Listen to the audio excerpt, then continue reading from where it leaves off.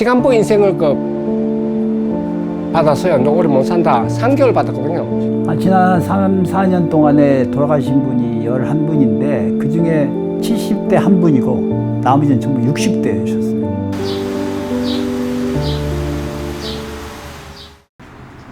한 씨는 페인트 회사에서 일하며 안정적인 삶을 살던 평범한 직장인이었습니다. 하지만 몸이 아프기 시작하면서 결국 직장을 잃게 됐고 삶은 빠르게 무너지기 시작했습니다. 그래서 일을 했었죠. 산후에 있으면서도 일했는데 몸이 아프니까 일을 못 따라가겠더라고요.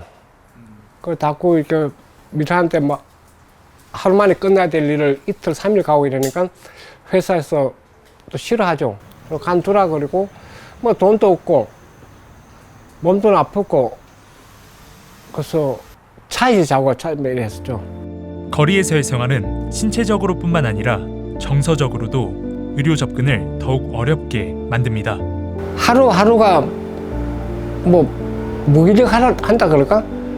어떤 의욕이 없죠. 밖에 한번 지내기 시작하면은 아프면은 그냥 아픈 대로 그냥 지내죠. 아픈 대로 지내죠. 뭐 이렇게 뭐 병원을 가야겠다 이런 생각을 안 하죠. 이 같은 이야기는 통계에서는 분명하게 드러나지 않지만 현실에서는 결코 드문 일이 아닙니다. LA 카운티 전역에서는 약 7만 2천 명이 넘는 노숙자가 있습니다. 이 가운데 아시아계는 약 2%에 불과한 것으로 나타납니다. 하지만 이 숫자는 실제 상황을 제대로 반영하지 못합니다.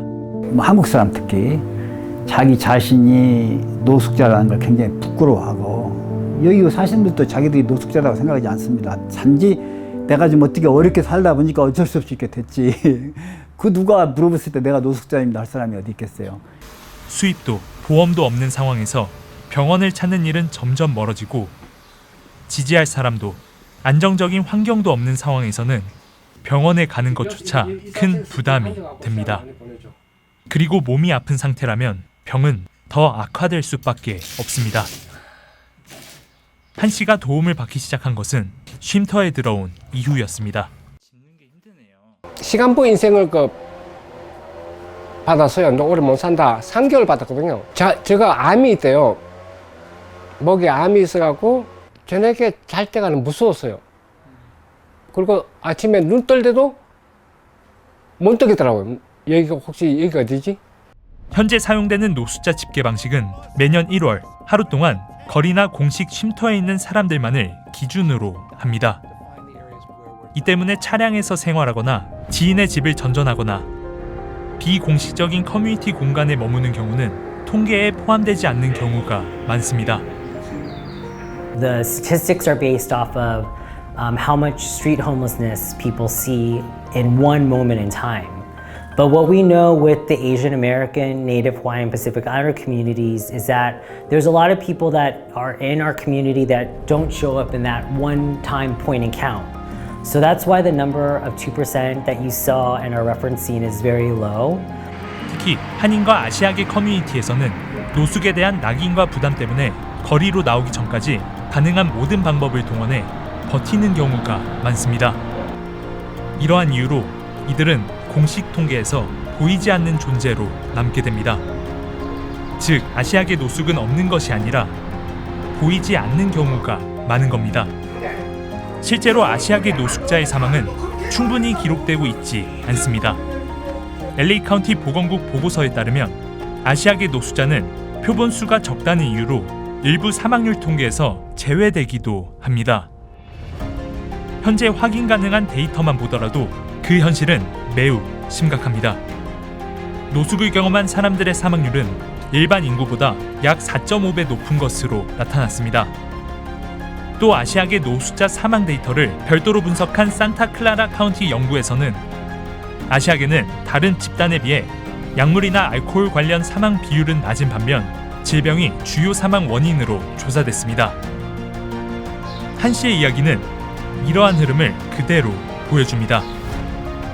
이제 홈레스가 됐을 때는 건강은 거의 이제 뭐 정상이 아니죠. 그래서 저희가 지난 3, 4년 동안에 돌아가신 분이 11분인데 그 중에 70대 한 분이고 나머지는 전부 60대셨어요.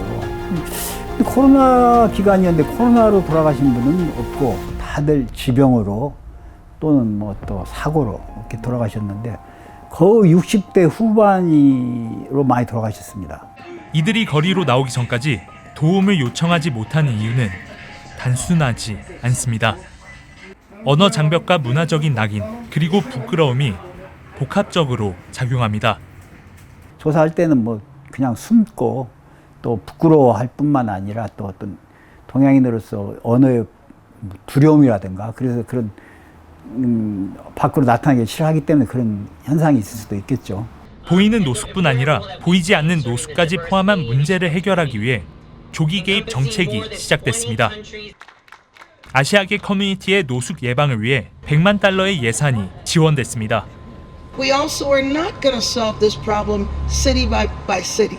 88 cities have to be involved and invested in this because what we don't want to have happen is people just move from one area to another because we've shifted them along but have not solved the problem.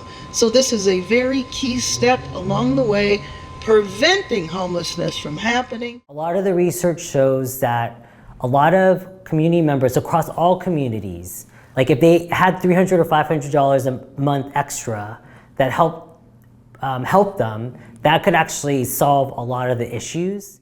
노숙은 갑자기 시작되지 않습니다. 작은 경제적 위기가 쌓이면서 시작됩니다. 한 씨의 경우 그 시작은 병이었습니다. 한 씨는 지금 스스로 덤으로 얻은 삶을 살아가고 있다고 말하지만 그의 생존은 우연이나 행운만으로 설명할 수 없습니다. 못 산다고 진단을 받았는데 지금 1년 4개월 살고 있어요. 너무 감사합니다. 그 이제 덕을 여기 공짜로 사는 거죠. 근데 다 이게 신문이 덕이 아닌가.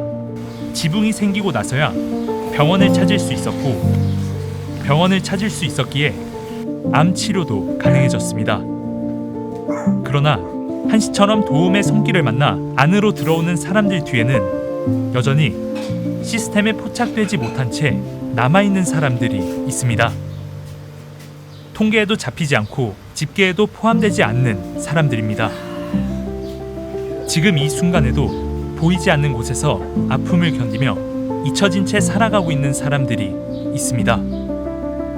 그리고 그중 일부는 아무도 모르게 생을 마감하기도 합니다. 따뜻한 시선과 작은 도움의 손길은 누군가의 마지막 하루를 내일로 바꿀 수 있습니다. 우리는 과연 그들을 늦기 전에 발견할 수 있을까요?